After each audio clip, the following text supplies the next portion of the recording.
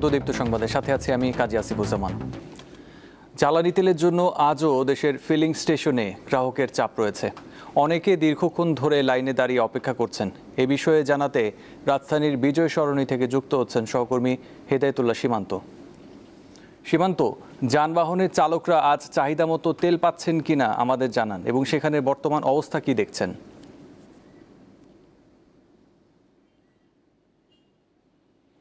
আসিফ, তেলে যে সংকট শুরু হয়েছে গত 1.5 মাস ধরে সেটি এখনও চলমান রয়েছে। আমরা সকাল থেকে রাজধানীর বিভিন্ন পাম্প স্টেশনগুলোতে দেখেছি যে স্টেশনগুলোতে তেল দেওয়া হচ্ছে সেখানে দীর্ঘ সারি এখনও আছে, যেগুলোতে তেল দেওয়া হচ্ছে না, অর্থাৎ তেল পাওয়া সাপেক্ষে যেগুলোতে দেওয়া হবে সেগুলোতে আমরা যানবাহনের দীর্ঘ সারি দেখেছি। আমি যেখানে আছি যে বিজয় সরণির যে ফিলিং স্টেশন ট্রাস্টে, সেখানেও দীর্ঘ সারি রয়েছে, অর্থাৎ অনেকেই একেবারে ভোর থেকে 6টা থেকে 5টা থেকে অনেকে অপেক্ষা করছেন। তারা যে প্রধানমন্ত্রীর কার্যালয়ে ছাপিয়ে একেবারে মহাখালীর কাছে চলে গেছে সে সারি, ধীরে ধীরে সেখান থেকে এসে তারা তেল নিচ্ছেন। তবে এখানে ফুয়েল পাস যাদের আসে তাদেরকে পর্যাপ্ত তেল দেওয়া হচ্ছে, ফুল ট্যাঙ্কি করে মোটরসাইকেলকে তেল দেওয়া হচ্ছে। পাশাপাশি এখানে যাদের ফুয়েল পাস যাদের নেই তাদেরকে তেল দেওয়া হচ্ছে না। অন্যান্য পাম্পগুলোতেও ফুয়েল পাসকে অগ্রাধিকার দেওয়া হচ্ছে। এই ফুয়েল পাস দেওয়ার পর থেকে এবং কি দাম বৃদ্ধির পর থেকে কিছুটা যদিও চাপ কমেছে, তারপরেও সে পরিমাণ অর্থাৎ আশানুরূপ সে চাপ এখন পর্যন্ত আমরা রাজধানীর যে পাম্প স্টেশনগুলোতে দেখিনি। অর্থাৎ যে দীর্ঘ সারি, যে যানবাহন, প্রাইভেট কার এমনকি মোটরসাইকেল সবগুলোরই দীর্ঘ সারি আমরা দেখেছি। গতকালকেও এই পুরো রাজধানীতে অনেকগুলো পাম্প তেল পায়নি, সেগুলোতে আজকে দেওয়া হবে। আমরা দেখেছি যে তেজগাঁওয়ের বিভিন্ন যে পাম্পগুলো রয়েছে সেগুলোতে গতকালকে তেল নিয়ে দেয়, সেখানে আজকে কিন্তু যানবাহনের দীর্ঘ সারিও আমরা দেখেছি। অর্থাৎ যে 1.5 মাসে যে চাহিদা মোতাবেক যে তেল দেওয়ার কথা বিভিন্ন পাম্প স্টেশনগুলোতে, সে পাম্প স্টেশনগুলো কিন্তু সে পরিমাণ তেল না পাওয়ায় সেই ভোগান্তি এবং দীর্ঘ সারি কিন্তু এখনোই রয়ে গেছে। অর্থাৎ যে রাজধানীতে যে তেলের জন্য যে অপেক্ষা সেটি অকটেন কিন্তু বাংলাদেশে উৎপাদন হয় এবং কি আমদানিও বাড়িয়েছে এবং সরকারও সরবরাহর ঘোষণা দিয়েছে। তারপরেও এই সংকট লেগে আছে, অর্থাৎ কোনোভাবে সেই সংকট এবং কি মানুষের যে ভোগান্তি সেটি কিন্তু এখনও শেষ হচ্ছে না। অর্থাৎ কবে নাগাদ সেই ভোগান্তি পোহাতে হবে সাধারণ মানুষকে, অর্থাৎ চালকদের, সেটিও এখন পর্যন্ত স্পষ্ট নয়।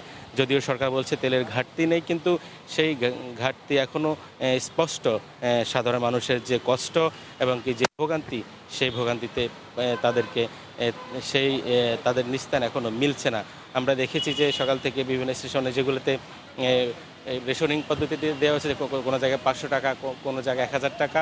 আবার এখানে যে ফুয়েল পাস আছে তাদেরকে ফুল ট্যাঙ্কি করে অর্থাৎ পর্যাপ্ত পরিমাণ তেল দেওয়া হচ্ছে।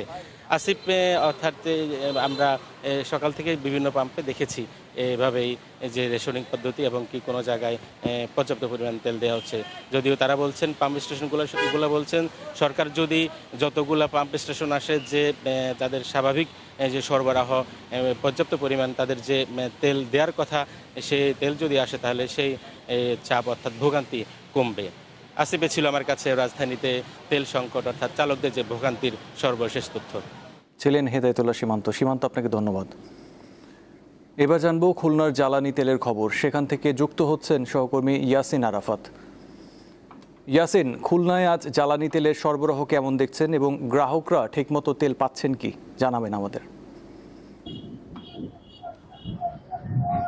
আশিক, খুলনাতে জ্বালানি তেলের সরবরাহ আগের তুলনায় কিছুটা বেড়েছে। জ্বালানি তেলের দাম বৃদ্ধি পাবার ফলে যে পরিস্থিতিটা আমরা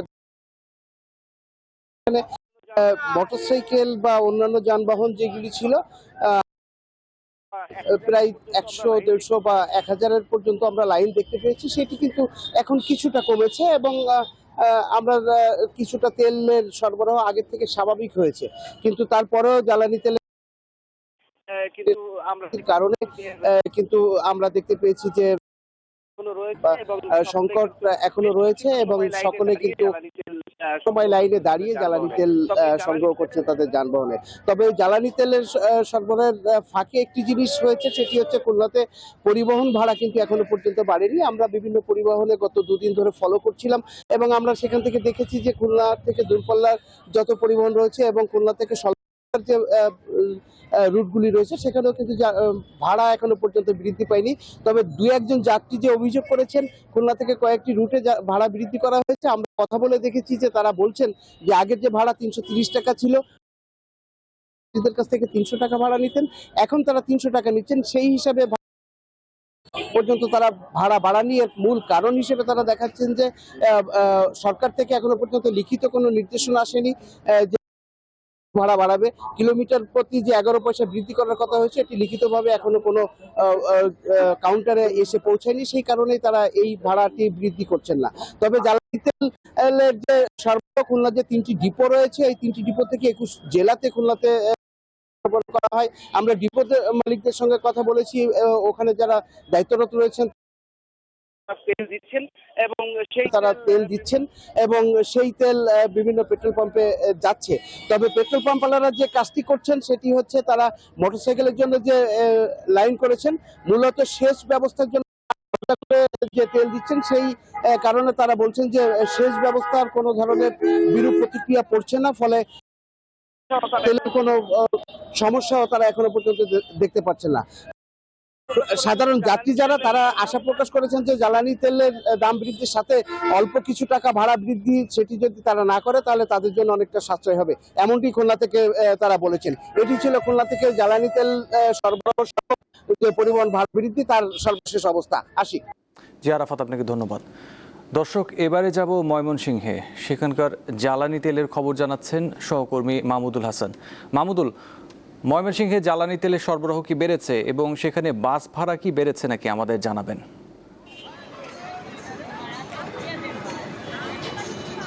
আসিফ, জ্বালানি তেলের যে সংকট সেটি কিন্তু ময়মনসিংহে অব্যাহতভাবে রয়েছে। ময়মনসিংহে মোট 64টি ফিলিং স্টেশন রয়েছে। প্রতিটি ফিলিং স্টেশনে কিন্তু প্রতিদিন তেল দেওয়া হচ্ছে না, প্রতিদিন 2 থেকে 3টি ফিলিং স্টেশনে তেল দেওয়া হয়। সেজন্য যে দীর্ঘ লাইনের ভোগান্তি সেটি অব্যাহতভাবে চলছে। তবে ডিজেলের সংকট কিছুটা কম থাকলেও বাস চালকরা বলছেন যে আসলে তারা কিন্তু তাদের চাহিদা মতো যে ডিজেল সেটি পাচ্ছে না। তারা তাদের চাহিদা পূরণ করার জন্য 2 থেকে 3টি ফিলিং স্টেশনে তাদের যেতে হচ্ছে। এই জন্য তাদের দীর্ঘ একটি সময় চলে যায় এই তেলের অপেক্ষার জন্য। তো এই সংকটটি কিন্তু অব্যাহত রয়েছে। আর ভাড়া বৃদ্ধির বিষয়ে যেটি জানতে চেয়েছেন, আসলে তেল সংকটের শুরু থেকেই কিন্তু আসলে পরিবহনের যে ভাড়া বৃদ্ধি সেটি কিন্তু শুরু হয়ে গেছে।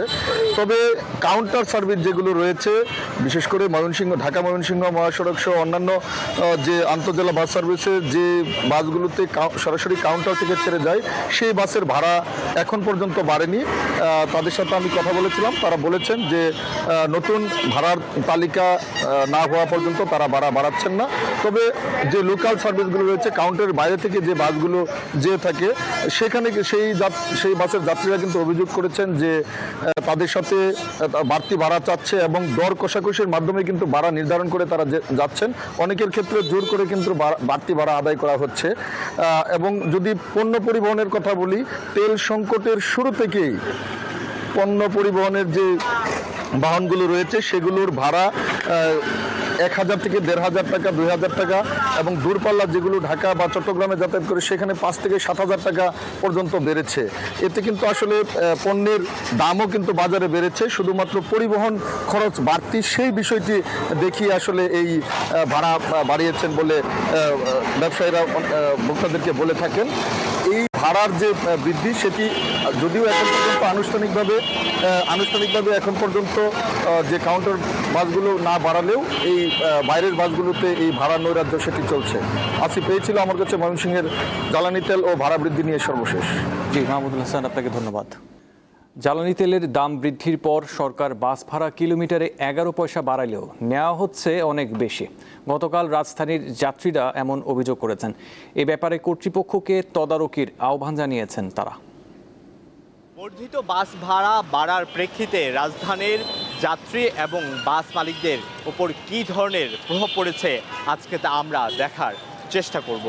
আজিমপুর থেকে মহাখালীর দূরত্ব 5.4 কিলোমিটার। সরকার প্রতি কিলোমিটারে ভাড়া 11 পয়সা বাড়ানোর পর দাঁড়ায় 2 টাকা 54 পয়সা। সেই হিসেবে আসে 13 টাকা 66 পয়সা, কিন্তু নেওয়া হচ্ছে 25 টাকা। ভাড়া আদায়কারী তুলে ধরলেন তার বেশি নেওয়ার যুক্তি। 14 টাকা নাকি লাস্ট যখন আপডেট করেছে বিআরটিসি? তেলের দাম বাড়ছে, কয় টাকা করে বাড়ছে?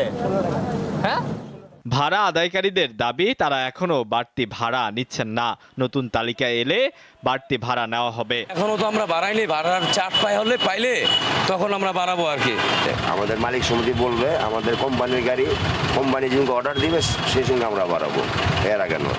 যাত্রীরা অবশ্য বলছেন তাদের কাছ থেকে অতিরিক্ত ভাড়া নেওয়া হচ্ছে। 5 টাকা 5 টাকা 10 টাকা রাখে নাই তো 15 রাখবে বলছে, বাট 15 রাখে না, 20 রাখছে।